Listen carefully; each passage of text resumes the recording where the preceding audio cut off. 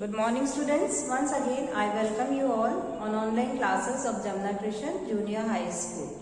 Students, we have completed our chapter number 8 and today we will start chapter number 9, Akbar.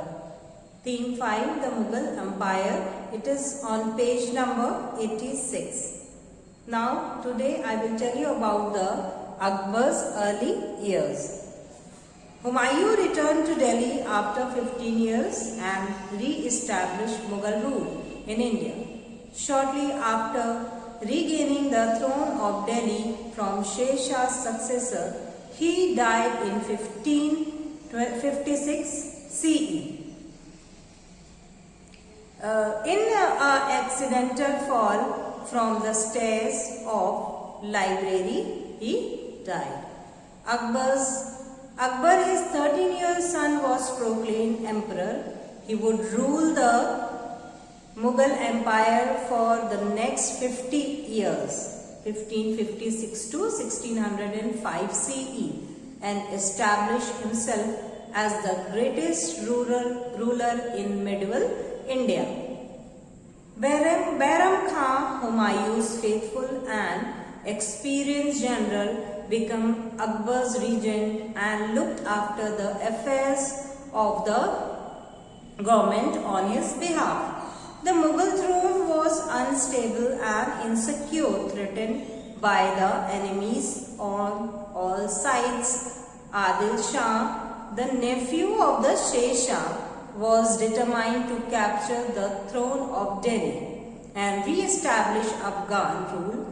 The Rajput had become powerful and were waiting for suitable opportunity to accept the Mughal from India, Kabul.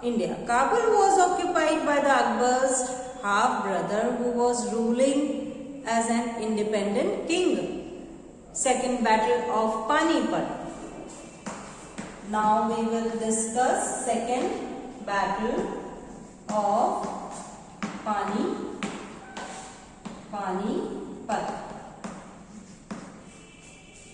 In 1556 CE, Hemu, the chief minister and general of Adil Shah, occupied Delhi and Agra. He declared himself his ruler. Hemu was a military genius and the Afghan forces he was leading were superior to Mughal forces. But Bairam Khan decided to face the challenge. In November 1556 CE, the two armies met on the historic battlefield of Panipat, were 30 years old earlier. Babur was defeated, Ibrahim Lodi, and laid the foundation of the Mughal Empire. Hemu was defeated and killed. The second battle of Panipat crushed the Afghan power and removed the threat to Akbar's throne. Now Bairam Khan's regency. Bairam Khan regency.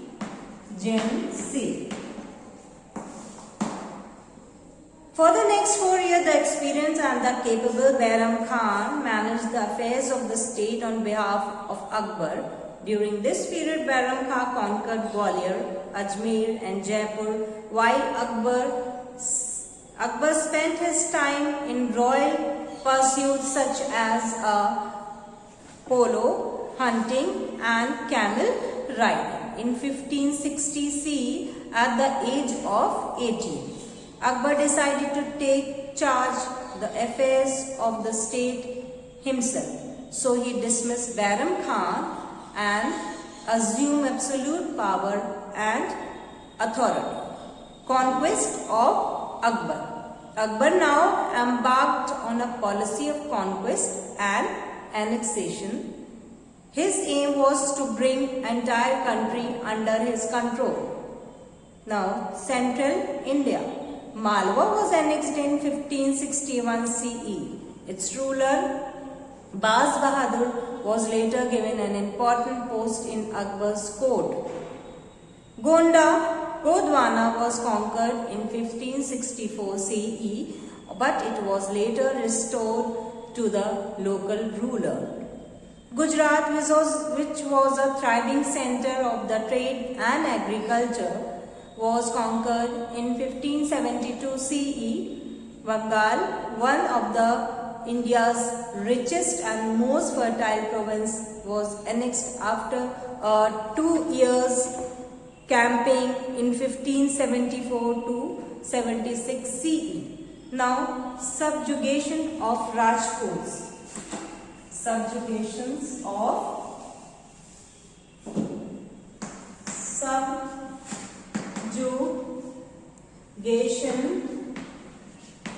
of Rajputs. Subjugation of Akbar realized that Delhi and Agra could never be safe until the Rajputs were subdued. He also realized that the friendship and the support of the Rajput would be of great help in strengthening and expanding the Mughal Empire. Having understood the advantages of friendly relationship with the Rajput, Akbar entered into matrimonial alliance with them. He married the daughter of the Raja of Jaipur, Ambar, and decided to marry the daughter of Uday Singh, the Rana of Mewar. Conflict with Rana Uday Singh. The Rana of Mewar was considered to be the head of the Rajput claim. He returned to submit to Akbar and rejected his proposal of a matrimonial alliance. Akbar marched against Chittor, the capital city of Mewar.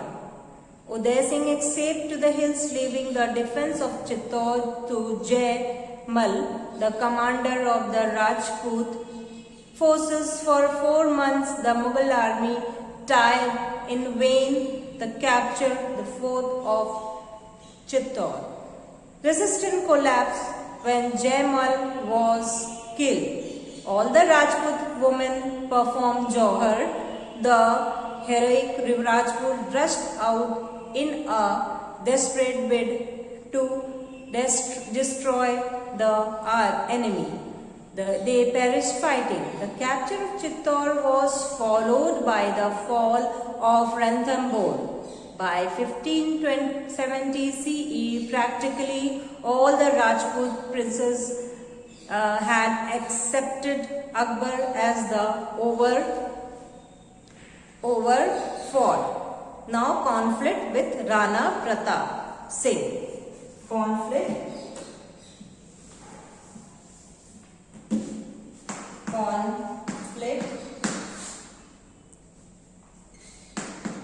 with Rana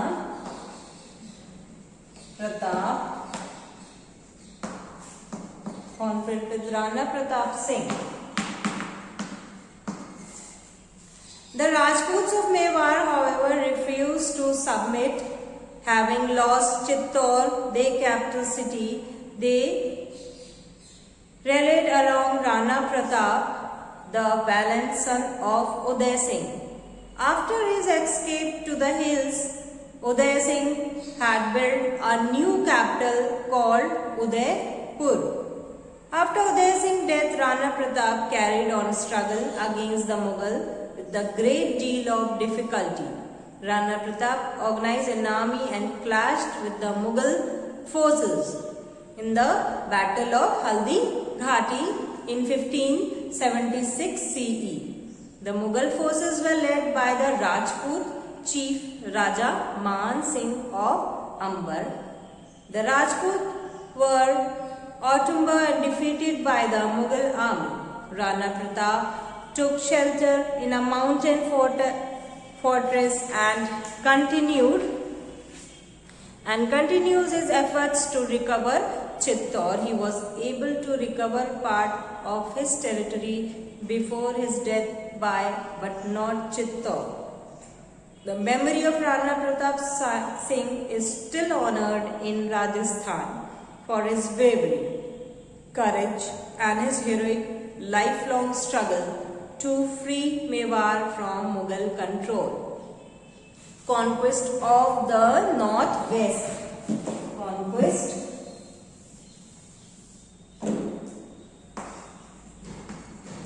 Conquest of the northwest.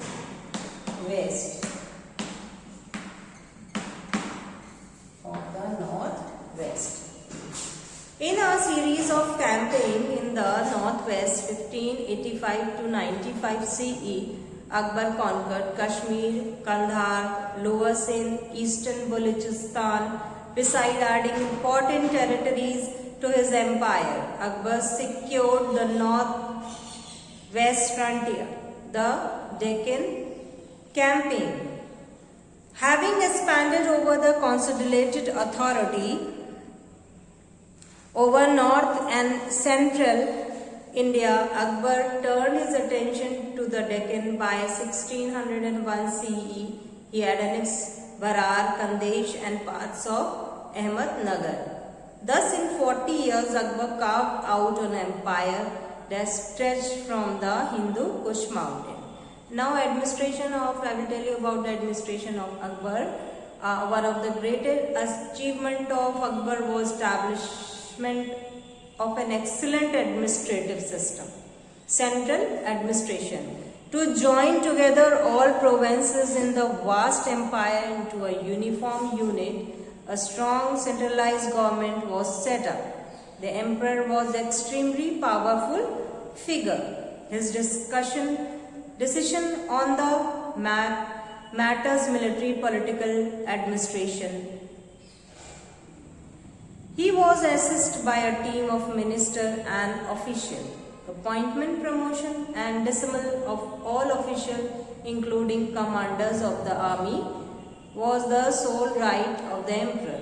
The success of this system depended largely on the personality of the emperor. The Wazir or the Diwan, who was the head of the revenue department, the Mir Baksh, who was the head of the department. Now I will tell you about the councils of ministers' name. The Wazir or the Diwan, who was the head of the revenue department. The Mir Baksh, who was the head of the military department, and the paymaster of all mansabdars. The chief sadr or the Qazi, who was the chief judge. The Mir Samman, who was the superior of the royal household. The Vakil or the prime minister, who did not exercise an effective authority. Akbar had reduced the Vakil positions to that of an advisor. Akbar held regular meeting with his seniors officers also in Diwan-e Khas. He considered himself the father guardian of his subject.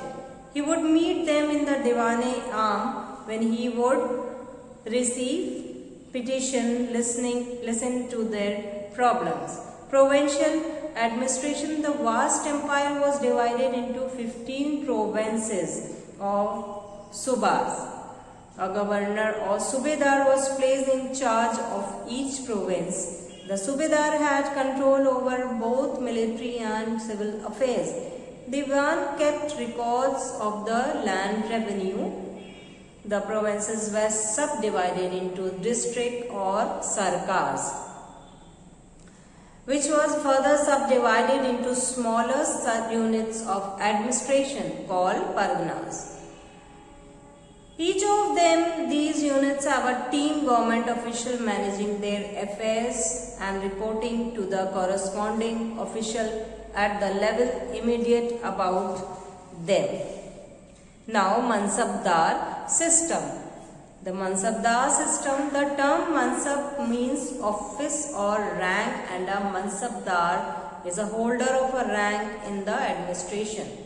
The civil and military administration of the country was based on the Mansabdar system introduced by Akbar. Now, under his system, I will tell you the Mughal administration was essentially a military one. Under this system, some points are there. Even official of the imperial service was given a rank of Mansab. The rank depended on the nature and importance of the job. The lowest rank was an officer in charge of 10 horsemen. So the lower rank officer used to see 10 horsemen, while the highest mansab was the officer of maintaining 7,000 horsemen. Highest rank officer used to see 7,000 horsemen, and he has to maintain them also. The highest mansab were received for the mansab of the royal family. They used to see the mansab of the royal family. The mansab were appointed promotorly or dismissed by the emperor. If he has done the wrong thing, then he was dismissed by the emperor. They were given a salary in accordance with the rank. According to the rank, they used to give the salary also. Later they began to pay it in from form of jagir. They were a mansab of rank was not hereditary. After the death of the mansabdar, the jagir reverted to the king, who granted it someone else. The mansab did not have any authority or responsibility of administrating the jagir. The system of branding horses and maintained a descriptive role. Akbar also maintained a standing army. The cavalry was the most important branch of the Mughal Empire. So students, today we will stop our chapter here on page number 19. Now in another class I will continue this chapter. Thank you. Have a nice day.